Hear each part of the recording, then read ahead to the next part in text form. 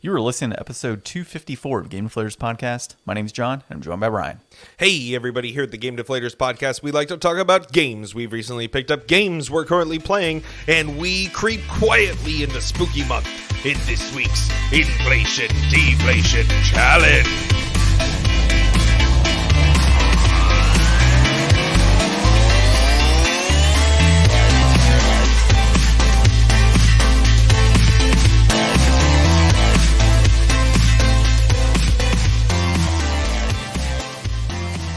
I like it. Every week, something new. Every week. So we played Silent Hill 2 for today's Inflation Deflation Challenge, kicking off Spooky Month, Ryan's favorite month of the year for the Game Deflators Podcast. Yeah. Yeah, we have 5 games lined up that we'll be playing throughout all of October, and you all get to hear us talk about it and the spookiness that comes with it. And you guys will have to guess if we actually picked out 5 games or if we're just flying by the seat of our pants. We actually picked up 5 games, so this time we're prepared. All right, well, you can find the Game Deflators Podcast on thegamedeflators.com, our out-of-date, sometimes up-to-date website. You can find us on YouTube. Just search up The Game Deflators on YouTube. Facebook, at The Game Deflators. That's the same for Instagram. And then on X, I'm just going to call it X, even though it's not Twitter anymore. You can find us at Game Deflators. Don't have a Threads yet. Got to get a Threads. I think that's it. Oh, and the podcast app you're listening to right now. Leave us a 5-star review. And if you're on another podcast app, put one on there. And one on another. And another. We appreciate it. All the 5-star reviews. All right, let's get started with our recent pickups. So, same thing as prior weeks. Magic cards. Getting lots of magic cards. I also picked up I talked about it when we had Darren on last week. So if you didn't catch that episode, Darren Hupke, who is a 32-bit library, he joined us last week. So catch that episode if you're on here now and you didn't catch episode 253. It's a fun episode. But I also picked up Phandelver's Shattered Obelisk. So that was the one that I talked about last week that I was like, hey, I just bought it. It finally came in. Beautiful cover, dude.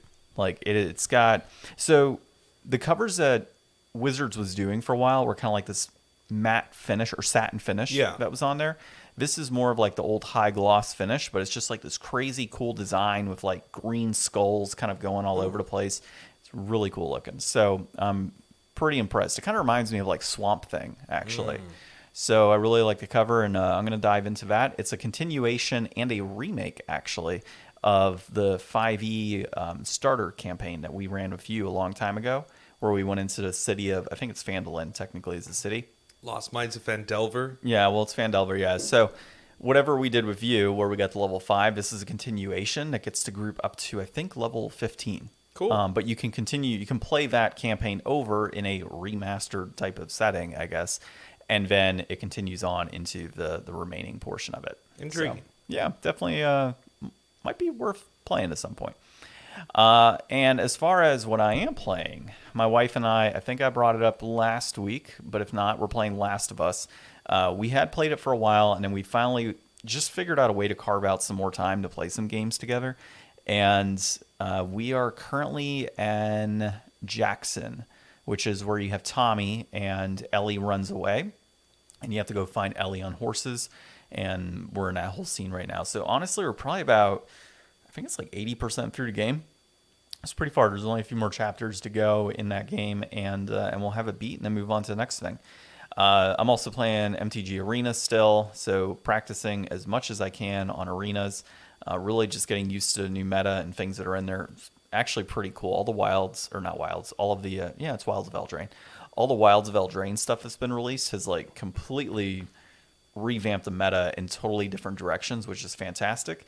In my favor, mono red has become disgusting. So I played a tournament this past Friday. We're recording on Sunday, obviously.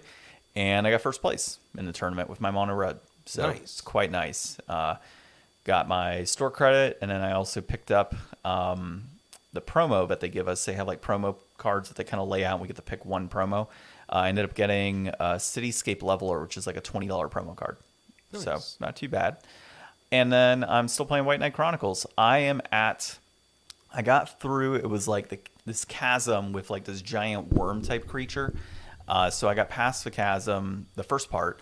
Then we end up in a place of like bunny-eared people, which is very reminiscent of Final Fantasy 11. I think it is that has the bunny-eared people.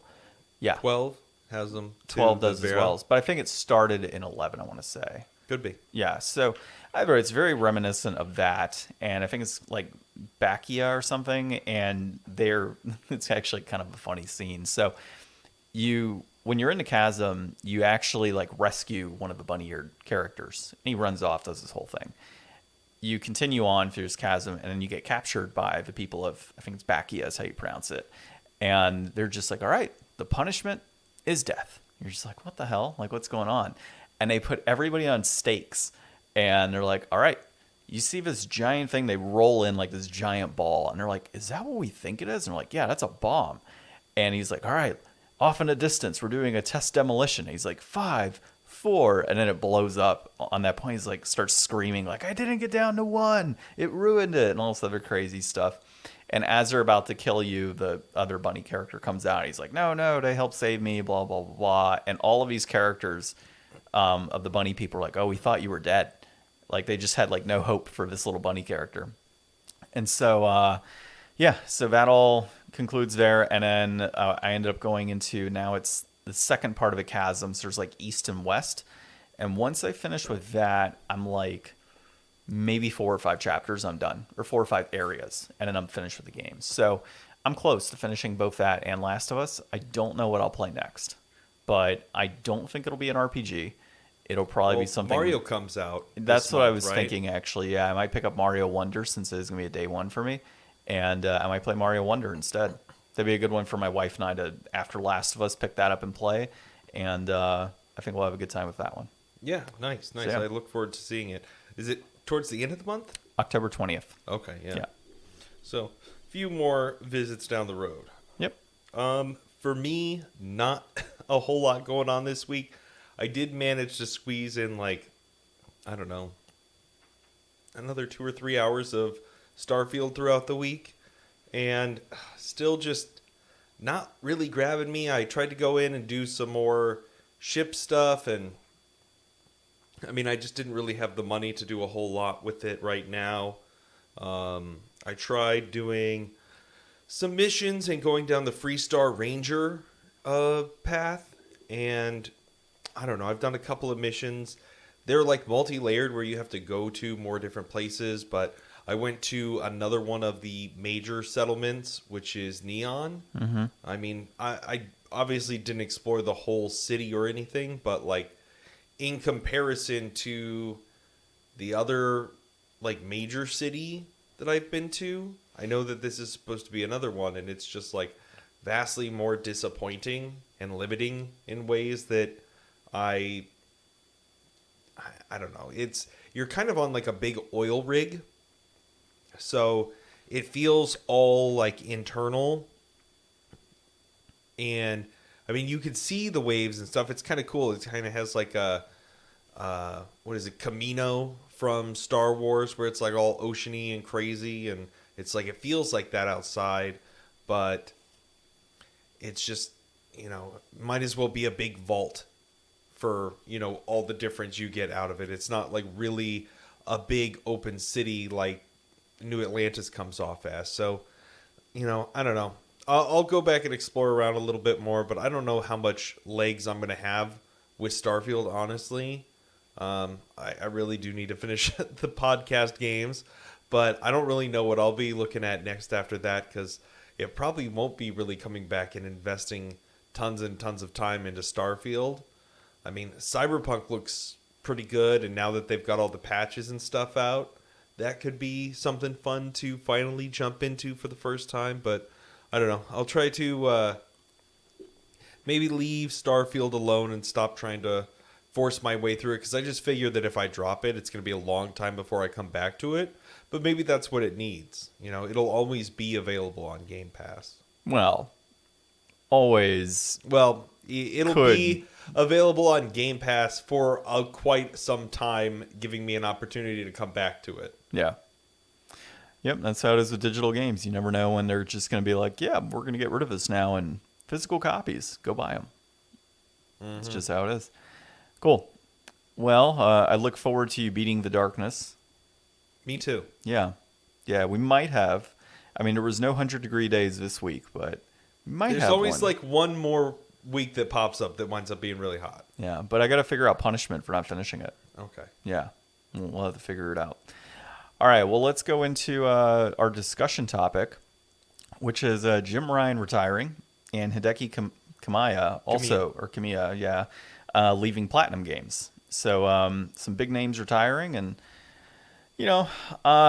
for me, I mean, it is what it is, right? Like, people are going to leave the industry over time. I mean, Jim Ryan, he's been there for 30 years or something like that, 20 or 30 years with Sony. Yeah, he started a few months before the PlayStation launched. Yeah. So he's been there for the entire span of the PlayStation console being out as a thing. So I mean, that's somebody that we might not agree with or really understand a lot of the insight and things that he may have done for the industry, but he was definitely a shape and a force in the industry, and things would be very different likely if there was somebody else in charge for any stretch of that amount of time.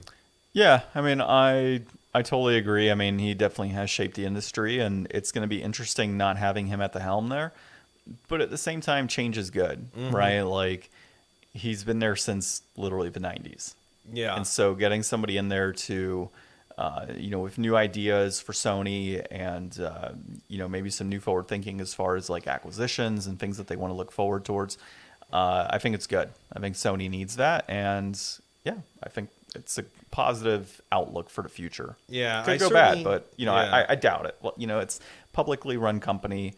They're not going to put in somebody that doesn't have experience. Well, no, but I mean, there is always the chance they just put in a CEO who's there for a CEO job and not necessarily vested in the games industry as, what we would like it to mean. It's very rare that you get somebody, like a Reggie who's all in, or Phil Spencer. I mean, he's definitely all in on Xbox. And, when somebody comes off it, even if it's not 100% true, because it's never going to be 100% what you think or what is necessarily even going to be good for the company to hire somebody as. But you want somebody who, feels like they're a part of that and wants what's best for that industry, and not somebody who's just there to drive up prices.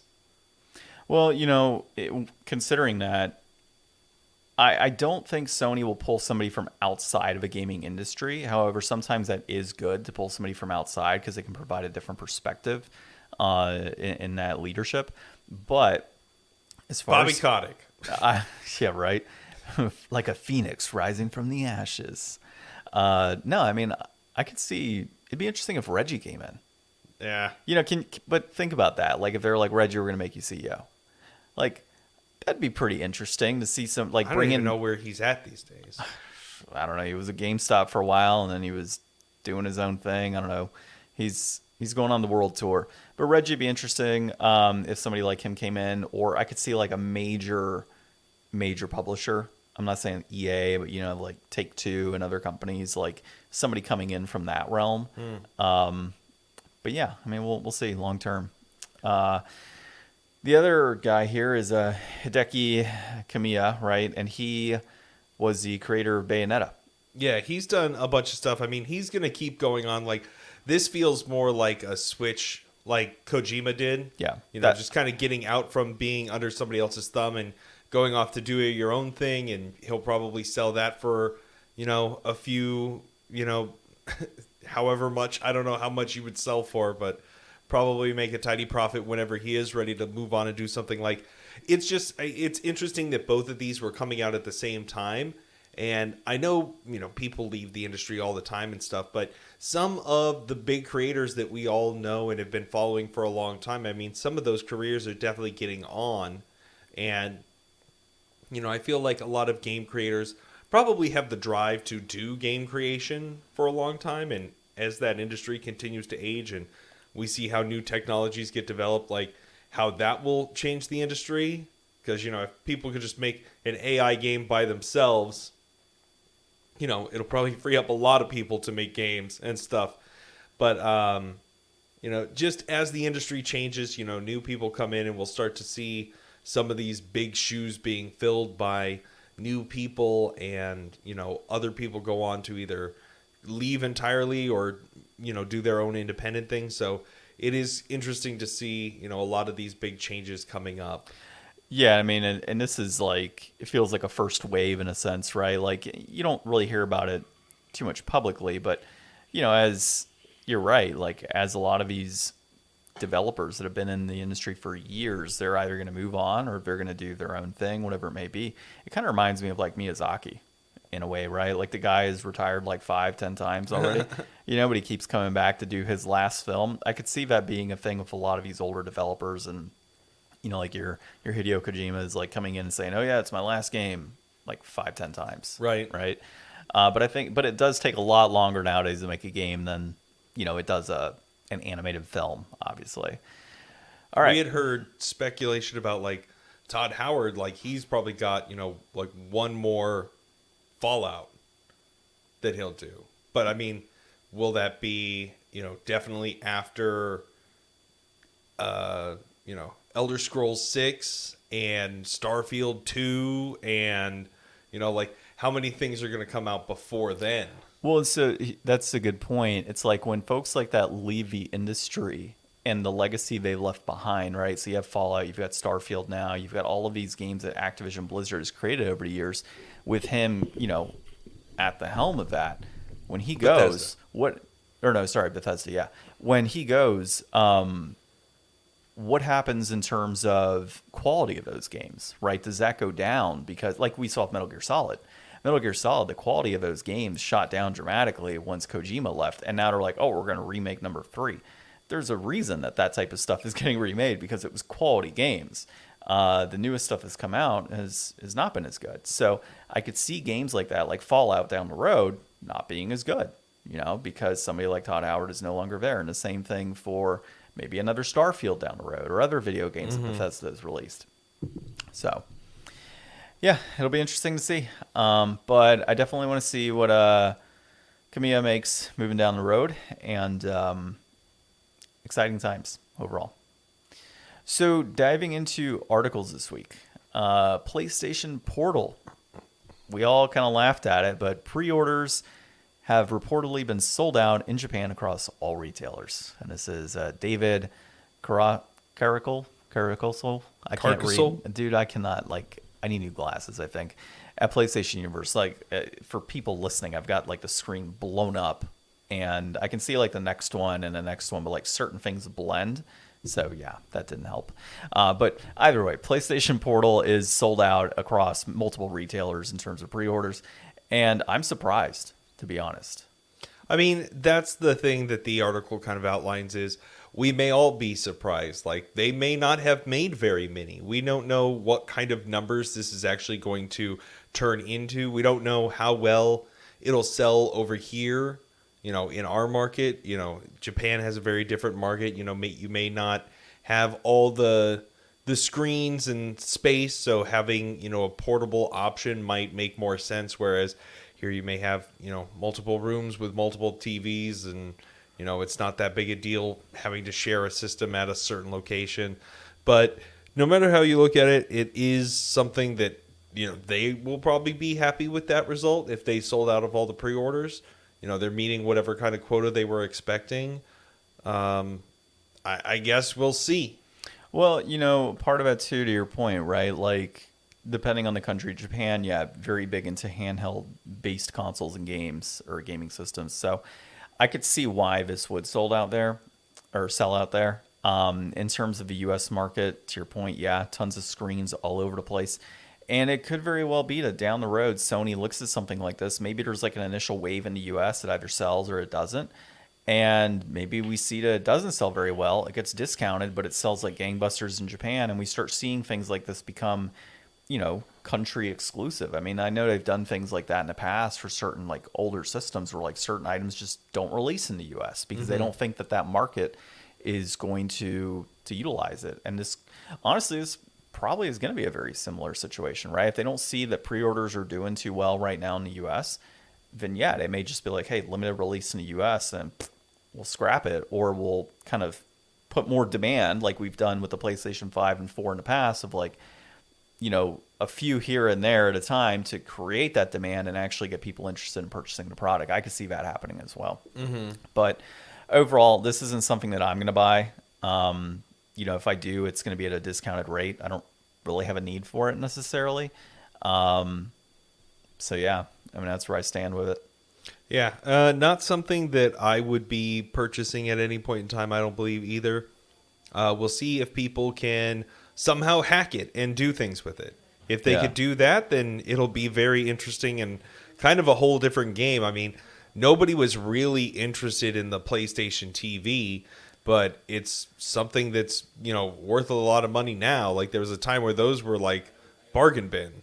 Yeah, and actually, that's one that I was looking at for a while, too. I think it was a 3D TV, right, that was released with the PlayStation 3? No, PlayStation TV was like the... Oh, you're talking about the box accessory thing that you could use and play, like, PSP and PS Vita games and stuff. But see, they also released a Sony TV that specifically, like, it was a 3D TV that was, like, PlayStation specific. And that was something I was looking at years ago, but it had very poor reviews back then. And that actually goes for quite a bit nowadays. Yeah, those 3D TVs never really caught on too much. Dude, I was actually really interested in 3D TVs, but, the tech wasn't 100% there. Like, things needed to catch up. And now we're in VR, right? So, like, do you really need 3D if you've got VR? Yeah. So...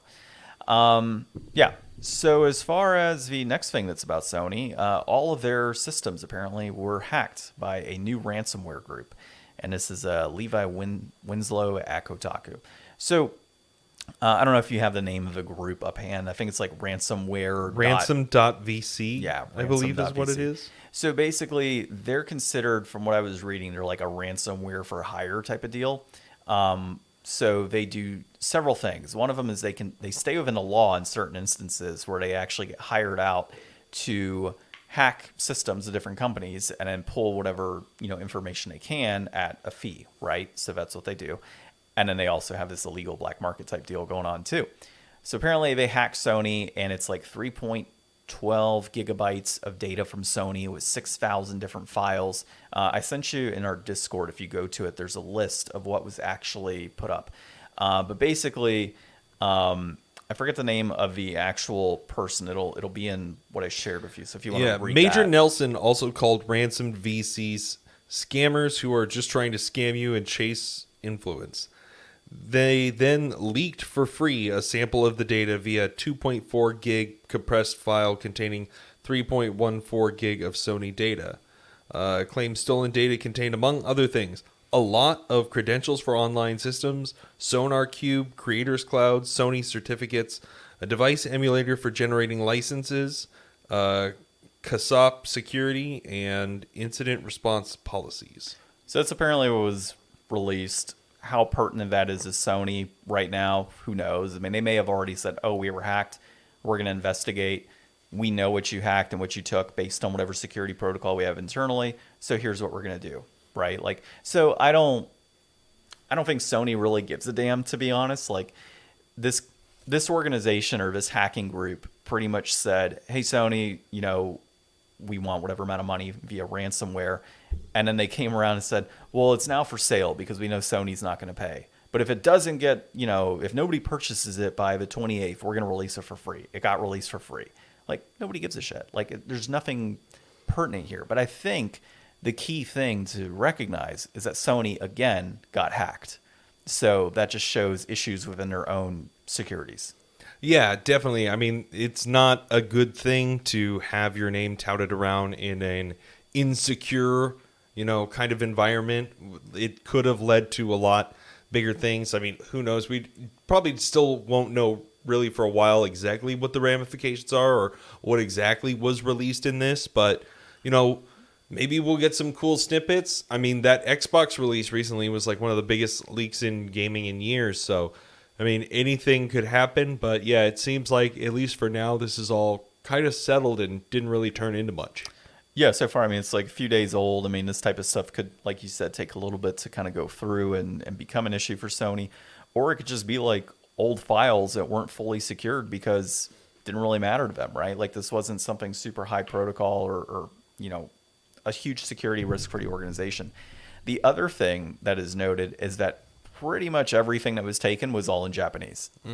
So, I mean, now you're trying to sell all of this data to people, right? Who then have to translate the Japanese to English or whatever language. And on top of that, there's no like direct translation, right? So like you can have it's kanji, right? For Japanese. Yeah, you could have all this kanji and everything that's kind of put into this document, and it's spit out and it makes no damn sense whatsoever. So is it good data? Not really. Yeah, that's my opinion on it. But long term, we might find out. As far as the rest of the industry is concerned, a couple of other big things coming up here that we'll talk about. First is Fortnite maker Epic Games is laying off 16% of its workforce, impacting 870 people. And this is TechCrunch.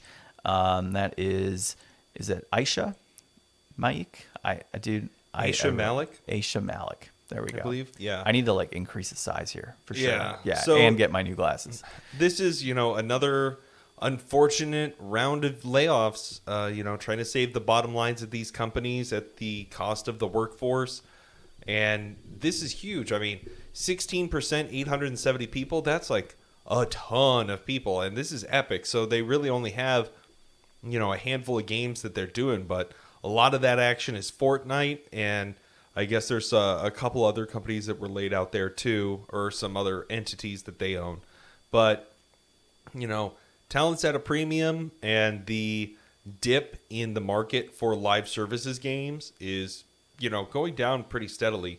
There's been a lot of cancellations, especially recently, of some pretty high-profile games in that genre. But, Fortnite's always kind of touted as this, money-generating machine, but I guess not. I mean, if you can lay off 870 people, and that's only 16% of your workforce, I mean, you got a lot of Fortnite people there. So I'm guessing that they're just integrating new systems. Things are becoming redundant. They're trying to save their profits. So they're probably just deciding, we can move forward without these whole teams of people. Whatever it is that they're, not afraid to lose, and they can always, come back and try to get new talent again in the future, because I think that they had already tried to exercise like hiring freezes and doing other things to try to stave off this, but it seemed like it was just an inevitability. Yeah, it said in the article that they had acquired a company a while back, and I guess they're shuttering that one. That one's gone, and then there's something else they were cutting out as well, or reducing. And then they did try, like you said, other measures. They tried to cut marketing budgets. They tried to cut the amount of events that they're going to. This was, for them, in a sense, a last resort, right? But I guess they didn't consider, cutting the CEO's salary down or anything along those lines. So yeah, I mean, I get it, but at the same time, it's like, come on, like, when you acquire these companies and you start and you do your budget throughout the course of, or towards the end of the year for next year, you pretty much know, like, if you're going to spend too much or too little. Like, you can forecast how much revenue you're going to make based on the recurring revenue. Like, unless there's a major dip in your sales, you're generally going to be pretty close, right, with your estimates at the end of your quarter or your last quarter. So very, very sad situation overall, and it sucks. But I mean, there's not much you can do. And, a lot of these folks are most likely going to go to other developers that are in need of experience, or some of them might make their own, company, which is always good too in terms of indie games coming out. So there's a lot of talented developers that are obviously let go and move on to other things. I will say too that I don't think they cut out like only that. They tried to, like, they have their core team, and then they have like other areas like marketing and such. So it sounded to me, based on what I was reading, is that 2/3 of it was like outside of the core team. So they really tried to make sure that they were cutting, like, trimming the fat basically, in terms of the organization. And the one quote that I saw in there was, we were spending more money than we were making. We kind of had to do this, and as a I think they're public as well, right? See, Epic. that's a classic mistake. Business owners, this is 101 stuff. You got to make more money than what you spend. That's called profit. Yeah, exactly. So they obviously weren't turning a profit there. What was the other thing that came of it? They obviously need the money now too to fight their legal battle with Apple. So apparently they're reopening that, or they're trying to. They're going to the Supreme Court to try and reopen that whole situation against like Google and Apple and their monopolies, essentially, with their app stores. I almost forgot about that. Yeah, right. So that's tied in there too, and they're looking, if that opens up, there's gonna be a lot of legal fees that are tied from it. So that could be part of it. You know, they're cutting costs, knowing that they're gonna have a lot of legal fees coming up down the road. We don't even have the FTC reopening their thing in this week's news. Yeah, and actually, that's right. another thing. They did and too. the Switch 2 rumors are all back. John, it's all of the worst things that we had to talk about for like over a year at a time, all culminating in one. Oh man, yeah, I know, it's crazy. There was a lot of news. Like, it is spooky month. We Back from the dead. When Ryan and I were reviewing this week's articles and such, we want to talk about it. It's like, man, there's a lot of news out there. Yeah. Like, not good news. It's just news. All right. Well, this last one's like not horrible news. So voice actors vote overwhelmingly to approve a strike. It's time for the video game companies to stop playing games, but then it's not a video game company. So this is PC Gamer. Andy Chalk, which we've done before. So SAG-AFTRA, right? Is that how you pronounce it? Yeah, so they pretty much voted. There's a whole agreement that they have with the gaming companies and such for voice actors. This started in 2017. It ended in 2020, but they were able to extend it to 2022, which I don't know why we're talking about in 2023 if it ended November of 2022. It's kind of weird to me, but I guess that's what happens. So basically, they're not on strike yet, but there's a possibility that they do go on strike. So what they voted for is to enter that renegotiation right for those rights of those voice actors within the gaming companies, and there's a ton of them. Like Take-Two is on there. I want to say Epic is on there. Warner Brothers. It's going to be Games. like all the big people. Anybody who needs voices. Yeah, pretty much all of the bigger companies that need voices. That's who's been, I guess, served in a sense, right? What's happening. So yeah, I mean, this sucks, right? Because we've already seen people not making money because of the writer's strike and everything going on there, and the lack of things that are coming out because of that. And if this happens in video games, I mean, the thing is though, like, but those companies, they could just wait. I mean, yeah. Even if you're making a new game now, you could probably do the voice like one of the last things. Like, you probably don't need to. You have years of work before you even get to that point. But as far as like any games that are like in the pipeline that maybe don't have things done or whatever, this could be serious for them, because in today's day and age, you expect a lot of voiced lines in a game. I mean, smaller games get away with it, or like, even Final Fantasy 16 didn't have voicing for everything. They were kind of like, here's voice and like full video, here's like voice, but it's character models, here's no voice, it's just reading.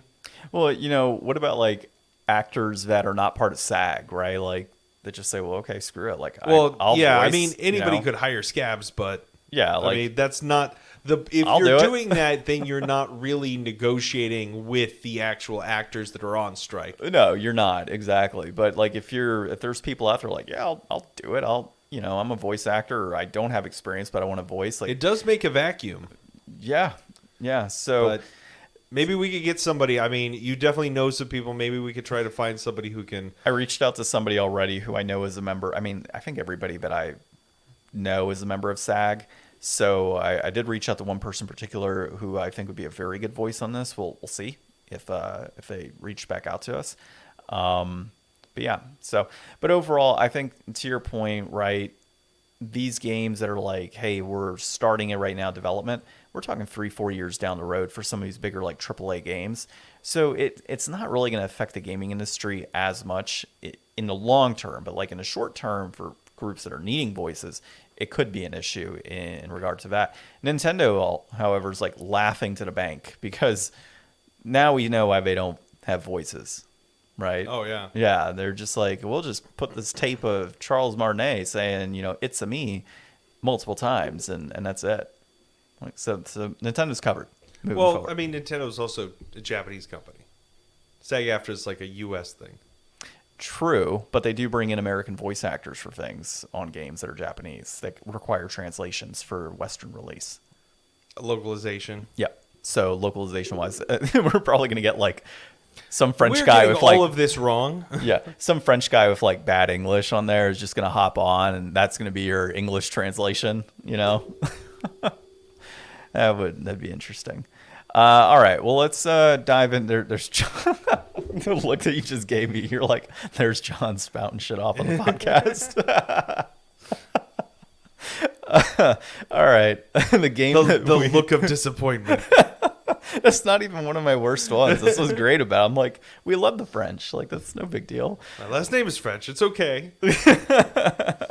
Exactly. So there's no issue. I got a French guy on the podcast. Oh my gosh. It's okay. I have a French friend. Yeah, French friend. Okay. I'm not even going to go. Anyways, today we're playing Silent Hill 2 for the Inflation Deflation Challenge. This is developed by the legendary Team Silent from publisher Konami, directed by Masashi Tsubayama, released in September 2001. So we just crossed its birthday right there at the end of September. It is a survival horror game. Has really good ratings, anywhere from like a 7 to a 9. Definitely leaning towards the higher end. I've often heard many people tout this as one of the best horror games of all time, or at least one of their most memorable horror experiences in gaming. So the overall synopsis for this game is James Sunderland has arrived at the town of Silent Hill in Maine. And actually, he doesn't arrive at Silent Hill. He arrives somewhere outside of it. So this is all incorrect. It's a summary, John. It's a summary, I know. But he didn't arrive there. He went after he arrived somewhere else. So he arrives there after receiving a letter from his wife, Mary, who is a very important person, mind you, despite the fact that she suffered from a terminal disease and died 3 years prior. He explores the town of Silent Hill. Why does this say hills? Silent Hill, encountering all types of horror in search of answers. I don't know if you put that on purpose or that was just the wiki was screwing me over. A little bit of both, probably. Probably, yeah. Ryan, not spell checking the wiki. Okay, so this game, we've all played Silent Hill. We played Silent Hill 1 a while back. I don't know if it was for Spooky Month or not, but this game in general has always been a classic in terms of the Silent Hill franchise. As we said, you go into Silent Hill and you have your creepy crawlies that are coming out from nowhere as you kind of explore the foggy areas. And Ryan, if you want to kind of go over your experience with, I guess, the game as a whole that we played, yeah, a little bit. We got actually pretty far as like a Silent Hill entry is. So this counted. reminded me a lot of my first attempt to try Silent Hill 1. This legendary title I've heard a lot about. We were actually playing like the HD collection version. With original voice actors, though. Which I just realized, I think I just got the regular PS2 version for the stats. I don't think I did the PlayStation 3 one. That's fine. You can pull up both when I start so talking anyways, I know that there's a lot to these games. It's got like a very psychological horror element to it. It's supposed to be something that really sticks with you and makes you think. And it's hard to get that out of, the first like 30, 40 minutes of it. It's a lot of just kind of awkwardly running around in fog and not really having any idea where you're going. We did decide to use a guide from the beginning of this one just so that we didn't kind of do that running around in the fog, not having any idea where to go kind of thing that you probably would have done. Like, definitely being a kid, playing on the PS2, having this be one of the best looking games of the time, bundled up at night. Like, yeah, there was definitely some stuff here that could get you and probably get you pretty good and, give you those big memories. But for us on, a Sunday, early afternoon, sitting in, the living room on the couch together, baby monitor going, but with a child song, which may have added a little extra level of creep. It did, yeah. But I just didn't feel that impact, and I want to give this game the benefit of the doubt because of the legacy that it has. But yeah, just running around in fog, some enemies that don't even really seem like they're really that dangerous to deal with. You could just kind of run around or try to awkwardly hit them with a stick. Trying to steer is infinitely hard. Like you're driving the character on like a slippery road or something. It's very weird to try to get places. And there was a lot of stuttering. I had read a little bit that the HD remake, not everybody's favorite.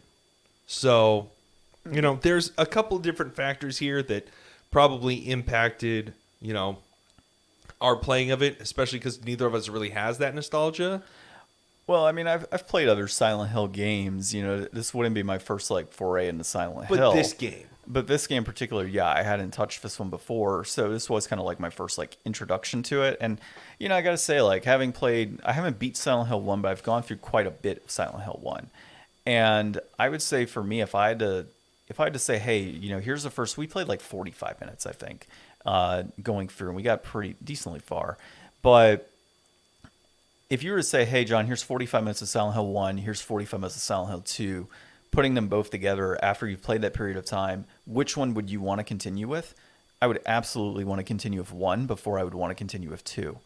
You know, long term in the game, yeah, it's probably a better story, and graphically it's definitely up there in comparison, but you know, there's just something about 1 that to me just feels better. And honestly, I think the controls are better on 1 if I had to, you know, be nitpicky on it. But this one, you know, a similar encounter to Ryan. You know, the controls are pretty rough.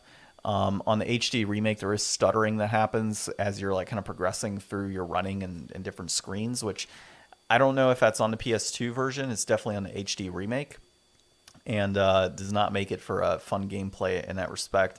And then as far as like cinematics, I thought they were great, actually, the cinematic breakdowns. So you open up in the bathroom with this looking in the mirror and that whole cinematic component when you first see the lady that's in the graveyard and that cinematic that comes up. I do like that whenever you are at a save point, it's like, oh yeah, it feels like somebody's like probing my mind type of deal. Like that in itself is like pretty creepy. Like kind of tells you like, hey, there's things going on like mentally here that are going to screw with you. And then the cinematic piece that we saw as well for like your first encounter with one of the creatures, and you're picking up like this plank of wood and it's like slowly rising to attack you. But what was hilarious is that we couldn't figure out how to swing it first. So it's hold down R2 and then hit X. But the damn thing wouldn't attack us. It's just sitting there. And Ryan's like, well, it's not very dangerous. You know, as we're trying to figure out what the controls are. Like, I was wondering if you would pause the game to look for controls. It was like, didn't even matter. It wouldn't do anything to you. Yeah. That was one thing I despised about this game. It was super slow with the action of like hitting things and the ability to sway side to side. So it was like, oh yeah, you want to try and avoid as they spit out acid from their mouth. I'm like, okay, like how easy is that to do? It's not easy at all. You had to strafe. You could strafe, yeah, but like the strafing wasn't that solid. Yeah. Like it was like this wide ass turn when you're trying to strafe half the time. So really slow and clunky with the controls overall. You know, and the story component does seem good, right? Like you're trying to find your wife, et cetera, et cetera. Kind of like the first one, right? The first one is you're trying to find your daughter. So it's somebody somehow makes their way lost in Silent Hill. People get lost in Silent Hill. I don't understand why the daughter went there. The wife one is dumb though, because it's like she's been dead for however long now, and then he gets a letter. But like if you literally saw her die, you saw her buried and all this other stuff, and then a letter comes, like it's spooky, man. Who knows?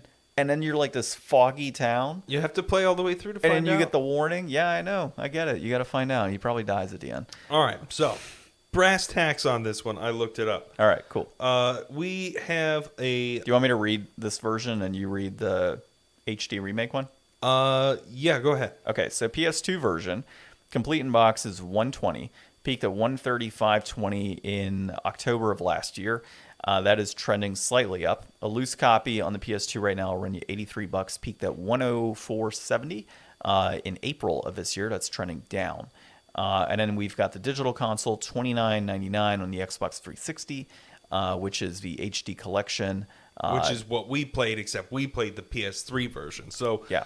Currently, the Silent Hill HD collection for PlayStation 3, loose copy will run you $16.11, and that peaked back right after it came out at $33.50 in March of 2012.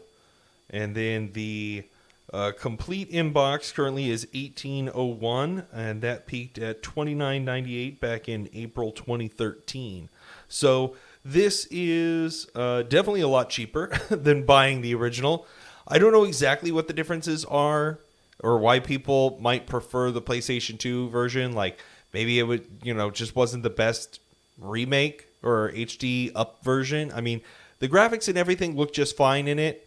I can't imagine it controls any worse than the PS2 version. Like, if the PS2 version controls way better somehow and I'm wrong, maybe that's why. But, this is a much more affordable avenue to try to get this game. It has 2 games in one. It's a legendary title that a lot of people have a lot of fond memories for and probably replay around this time of year every year, I would imagine. I would say that this is definitely worth getting, I think, at $18 for it. I would say it's deflated at that price point. Like $18, you're getting 2 games, 2 classic titles of the Silent Hill franchise. Especially when they're selling the Xbox digital one for $30. Yeah, I mean, it's a no-brainer, right? Like, if you can find this version, I mean, I don't know what the Xbox 360 version goes for. It's probably about the same in terms of price on the PS3. But if you can find this game for $20, like, that's totally worth it to pick it up versus $120 right now for a copy of the PS2 version. I get that there's people online that'll say, hey, just emulate the original version. Okay, but now you got to figure out, like, if you don't have emulators, now you got to figure, okay, I got to, get whatever systems and download it and find the ROMs and all the other crap that goes to it. And it's never even perfect getting an emulation anyways of PS2 games. Yeah, it'll be interesting to see what happens with the prices here when the remake comes out. Because, will that increase the price of the older version since, it'll be just another copy out there, but people will still want to go back and play those older ones? Or, will it be so much better that there's no reason to go back and buy this old one for $20 when that one will be $20 in a couple of years? Well, I mean, it depends on the quality of the remake first and foremost. And then, is there anything that's been removed, anything added to that remake? So I think that's the big piece there. When you look at the PS2 version, it's the collector nostalgia components. So, you're talking original box art, original manual, all that type of stuff. The new one's not going to have a manual, most likely. It might have a collector's edition, which if it does, then I could see that being a reason to buy that game. I mean, there's a good reason to buy it anyways, because hopefully they, fix the controls in the remake. But yeah, I think this will stay up. I don't see this going down, but I don't really see it skyrocketing either when a new one comes out. It might maybe we'll revisit and find out. Yeah, maybe we revisit down the road and find out. But for now, I think the PS2 version is definitely inflated at that price point. I would not pay that, but I would buy an HD version of the 2 and 3. Nice. Yeah. All right, so we could probably put that as deflated, I would think, on the rating. Ooh, so spooky. The next game that we're playing, we promise we do have it lined up. I'm thinking probably Castlevania 4 might be the next one we play. Sounds good. Yeah, I think that'll be a good one. All right, well, this has been episode 254 of the Game Deflators Podcast. My name's John. I'm Ryan. And thanks for listening.